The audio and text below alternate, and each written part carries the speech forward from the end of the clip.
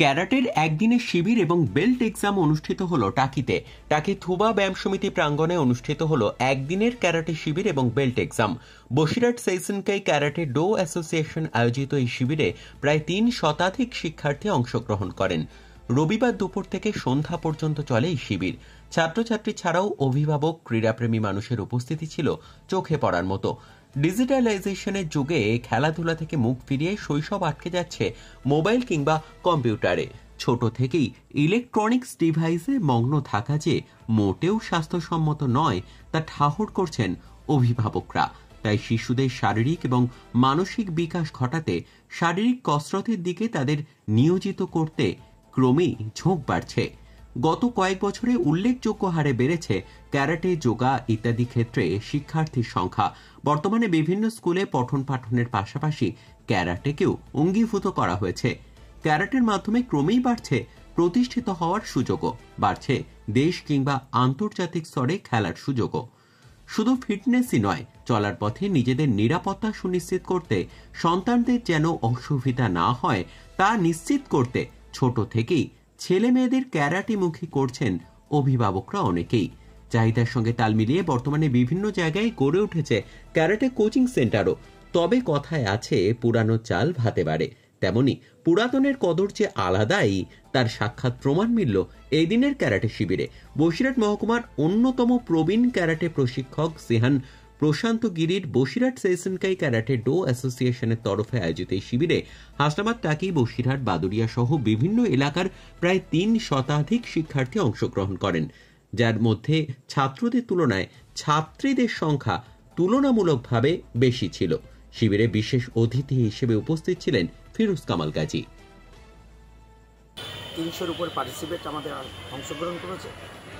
আর বিভিন্ন বেল্টের, white belt থেকে শুরু, বিভিন্ন belt, white, yellow, green, orange, blue, purple, purple brown, third kyu, fourth kyu এবং বিভিন্ন রকমের বেল্ট এইভাবে পরীক্ষা হয়। এবং ব্ল্যাক বেল্ট ধাপে ধাপে ব্ল্যাক বেল্ট, ফার্স্ট ডান, সেকেন্ড ডান, এভাবে ধাপ তৈরি হতে থাকে। আমাদের যে জিনিস আছেন, আমরা যেটা করি belt exam, All India Seisenkai শীতরি ক্যারাটেরও ফেডারেশন, যেটা হানসি পেমজিশ্বর, ডিরেক্টর অ্যান্ড ফাউন্ডার, গ্র্যান্ডমাস্টার, উনি হচ্ছে তত্ত্বাবধানে, ওনার আন্ডারে আমরা আছি।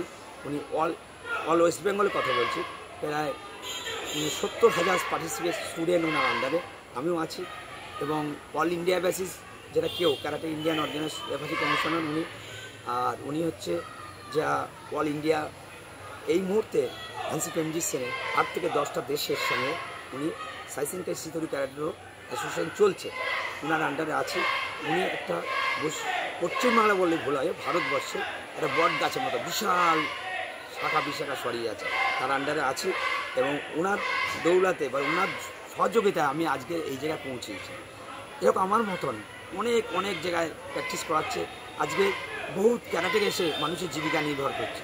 এবং বিশেষ করে যারা মেয়েরা ক্যারাটেতে অনেক এগিয়ে, 300 পার্টিসিপেট আছে এখানে, 200 মেয়েরা। সেই প্রতিষ্ঠানে আমার মেয়ে ওখানে শেখে এবং সঙ্গে সঙ্গে বহু ছেলে মেয়ে তারা শেখে। এবং যেটা হচ্ছে সবচেয়ে আশ্চর্যের বিষয় যে আপনি এখানে উপস্থিতি দেখতে পারবেন যে ছেলেদের থেকে মেয়েরা উপস্থিতি পেয়েছে এবং অধিকাংশ গার্জিয়ান যারা আছে তাদের মধ্যে মায়েরা আছে। অর্থাৎ সেলফ ডিফেন্স এর প্রতি যে মানুষের আস্থা ক্রমশ বাড়ছে, সেলফ ডিফেন্সের যে প্রয়োজন আছে, এই অনুভব বা এই অনুভূতিটা যে মানুষের মধ্যে এসছে, এটাই একটা বড় কথা। আর একজন গার্জিয়ান হিসেবে আমাদের শ্যান প্রশান্তগিরির আমন্ত্রণে আসতে পেরে আমি নিজেকে অত্যন্ত গর্বিত মনে করছি। এবং আমি মনে করি যে যত দিন যাবে এনার এই প্রতিষ্ঠান আরও বৃহত্তর আকার ধারণ করবে এবং শুধু এক বছর না, বছরের পর বছর ধরে এই বসিরহাটের মানুষকে ক্যারাটে প্রশিক্ষণ দিয়ে আসছে। বহু ছেলে মেয়ে যারা তার কাছ থেকে ব্ল্যাক বেল্ট পেয়েছে, তারাও বসিরহাটের বিভিন্ন প্রান্তে, বসিরহাট সহ বিভিন্ন জেলার বিভিন্ন প্রান্তে তারাও সব শেখাচ্ছে। এটাও একটা বড় ব্যাপার যে তার ছাত্র হিসেবে তারাও এই সেলফ ডিফেন্সের কাজটাকে প্রশিক্ষক হিসেবে তারা এটা যে তাদের পেশা হিসেবে বেছে নিয়েছে, এটাও আমি ভালো লাগছে।